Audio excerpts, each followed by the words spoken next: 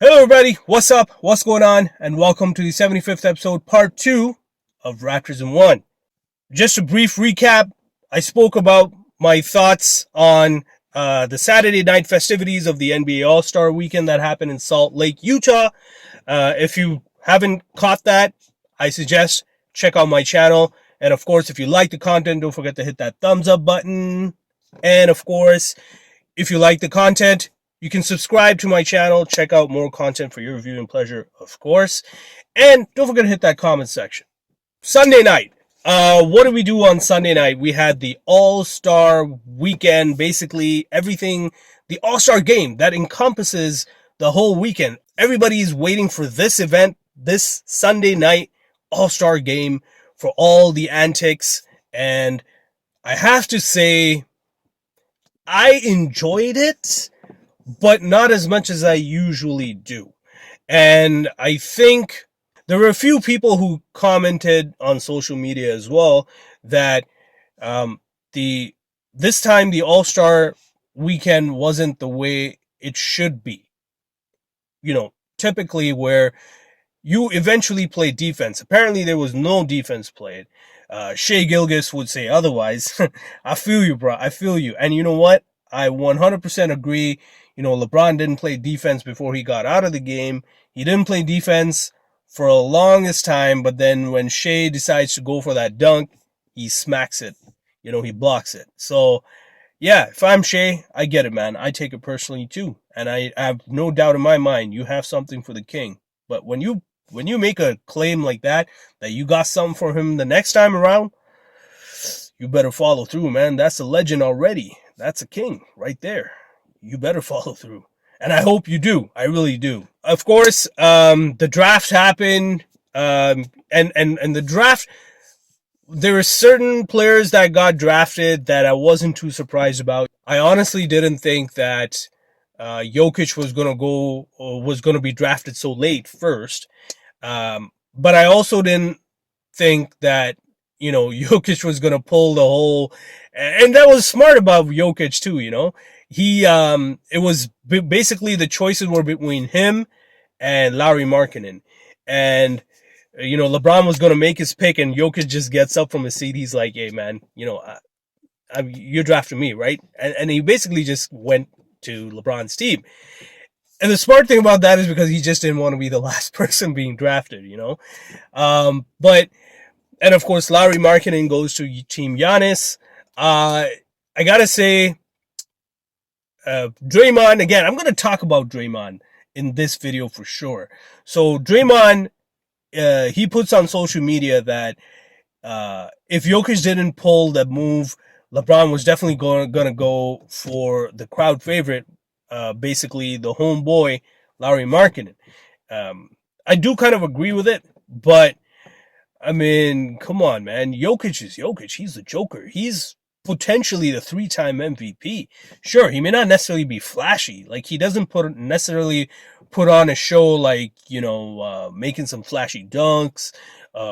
He can do flashy passes. He can shoot the three, but defense is almost kind of there / not there. I get it, but come on, it's Jokic. I honestly thought LeBron was going to go for him anyway, but whatever. I was also surprised that LeBron picked Joel Embiid, because I honestly thought Giannis was going to get a crack at Joel.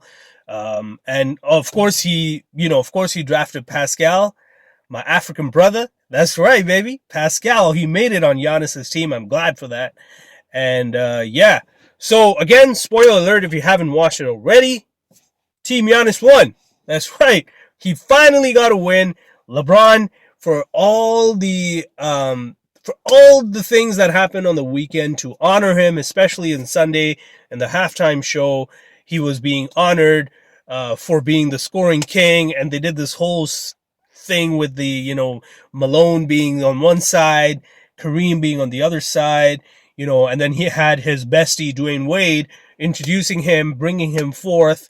You know, I thought it was pretty cool, but I mean, come on, how much more do you want to feed into the king's ego?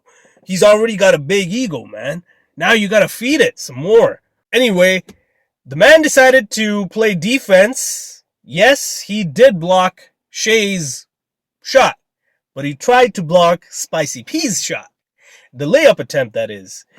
But he was too late. Spicy P didn't make that basket, and I was happy about that. But at the same time, the way he was trying to block it, either he mistimed it or I don't know what it was, but his fingers hit the rim, and I get it in slow mo it looked pretty bad. I honestly thought it was pretty bad how it happened, but and he basically got out on halftime. But then at the halftime, they did the whole presentation, the scoring king, and all that good stuff. He was dapping everybody with the same hand, you know, doing the handshakes and everything. No tape, no nothing. So I don't know. Maybe it was just him saying, "Okay, you know what?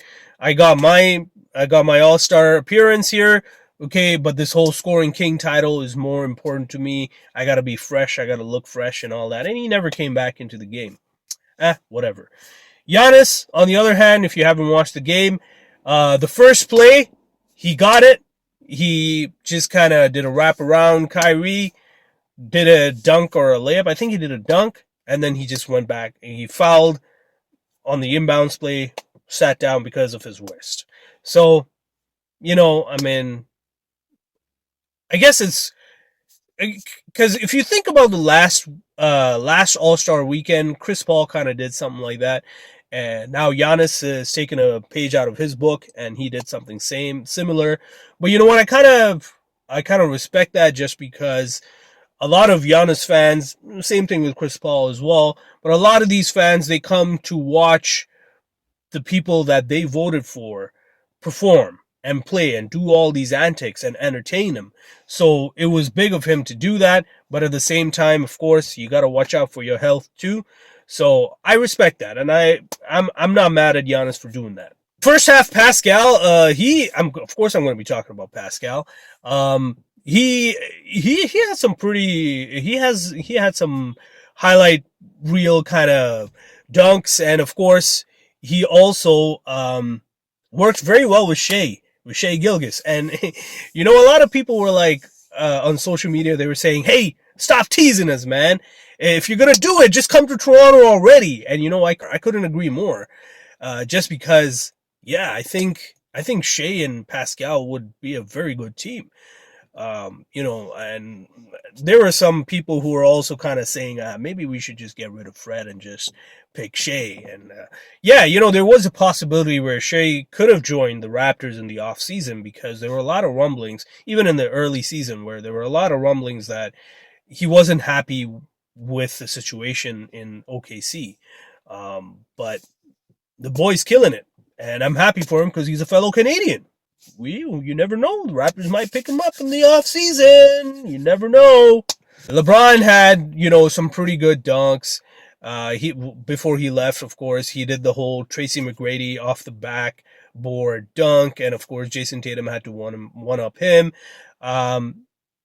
It just didn't feel like the same without having Steph there. All right. I think Steph, he's not just a phenomenal player, not just a phenomenal shooter, but he's also a funny guy. Like, I think he's a very entertaining guy with his antics, and I think that's one thing that we definitely missed. But it's okay. Maybe next year, if he's healthy and he keeps performing the way he is, hopefully next year he graces us with the All-Star weekend. Now, Jason Tatum, he was the MVP. Oh, sorry, spoiler alert.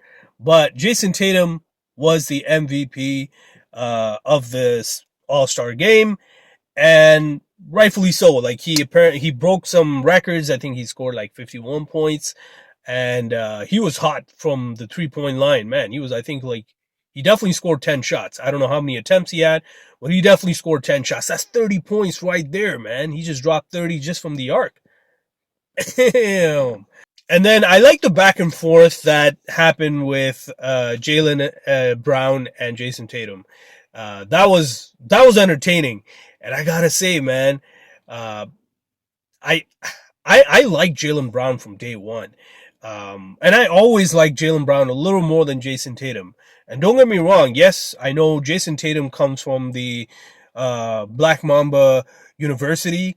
But I gotta say, Jaylen Brown, man, he's got a really good skill set, and to be hearing his name constantly being thrown in the trade rumors is really disrespectful to a player of his talent, of his skill level, and his, I would even say, durability.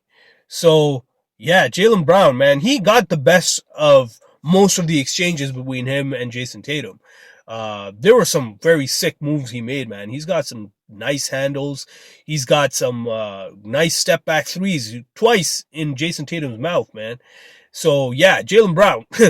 Yeah, he's definitely, if Raptors could pick Jaylen Brown, yeah, that's right. I would definitely pick him. But again, Jason Tatum definitely had his eye on the prize, of course, because it's a Kobe Bryant MVP award, so it means extra special for him. So overall, what did I think of it? It was all right. It wasn't bad. There were some, moments where I was kind of like, oh, snap, but for the most part, it was kind of like, yeah, it's a good event. It was a good way to pass the time on Sunday night, heading into Family Day here in Canada, of course. So it was gravy. It was all good.